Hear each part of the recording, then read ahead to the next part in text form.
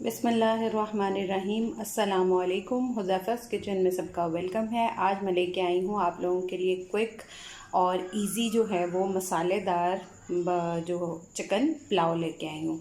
बहुत जल्दी बनता है, इजी है, घर पे आप आराम से बना सकते हैं।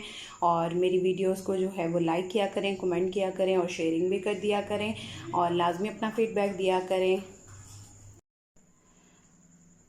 जी। तो सबसे पहले जो है वो हम फ्लेम को ऑन करेंगे और इसमें जो है वो हम अपना हाफ कप जो है वो ऑयल का ऐड करेंगे।